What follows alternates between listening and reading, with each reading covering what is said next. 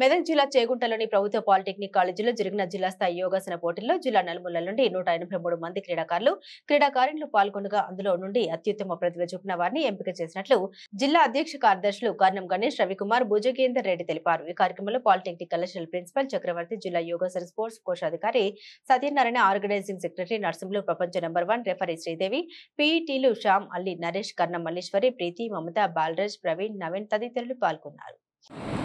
Good evening అందరికీ. నా పేరు శ్రీష. నేను మెదక్ డిగ్రీ కాలేజ్ నుంచి వచ్చాను. నేను ఫస్ట్ టైం పార్టిసిపేట్ చేశాను. నాకు గోల్డ్ మెడల్ వచ్చింది. చాలా హ్యాపీగా ఉంది. అండ్ వచ్చే నెలలో స్టేట్ లెవెల్కి కూడా ఖచ్చితంగా సెలెక్ట్ అవుతాను. అక్కడ కూడా గోల్డ్ మెడల్ కొడతాను. కృష్ణ, నేను టేక్మాల్ జూనియర్ కళాశాలలో చదువుతున్నాను. లాస్ట్ టైం నేషనల్ ఆడాను.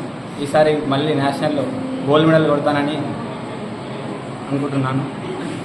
చేగుంట పాలిటెక్నిక్ కళాశాలలో జరిగినటువంటి జిల్లా స్థాయి యోగాసనాల కాంపిటీషన్లో మరి మెదక్ జిల్లా నుంచి ఉన్నటువంటి జిల్లాలోని పలు మండలాల నుంచి వచ్చినటువంటి విద్యార్థులు అధిక సంఖ్యలో పాల్గొనడం జరిగింది.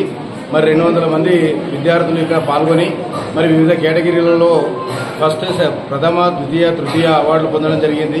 అదేవిధంగా పిల్లలందరూ యోగా నేర్చుకోవడం వల్ల వారు ఆరోగ్యంగా ఉంటారు.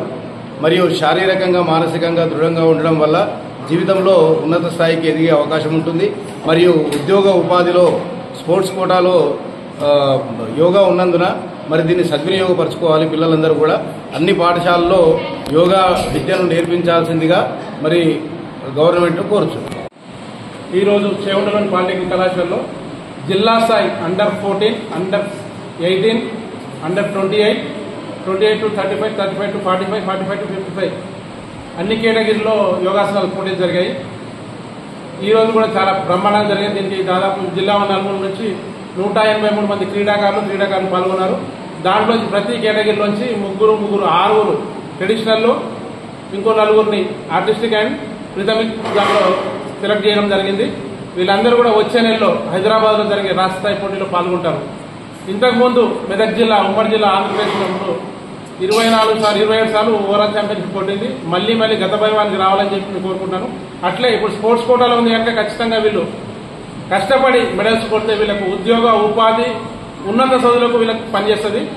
కనుక వీళ్ళు ఖచ్చితంగా కష్టపడి ఇప్పుడు వేరే గేమ్స్ ఆడాలంటే ఏ గేమ్ ఆడినా కానీ గ్రౌండ్ కావాలి, ఎక్విప్మెంట్ కావాలి. ఎలాంటి ఎక్విప్మెంట్ లేకుండా, ఖర్చు లేకుండా ఉన్న ఒక్క గేమ్ ఇదొకటి. ఇది యోగా మాత్రమే. దీనికి 6 గజాల జాగా ఉంటే ఇంత వెలుతురు, గాలి ఉంటే సరిపోతుంది. ఖచ్చితంగా ప్రతి ఒక్కరు కూడా ఇంట్లో కూడా చిన్న గది ఉన్నా కానీ గాలి వెళ్తుంటే చేసుకోవచ్చు.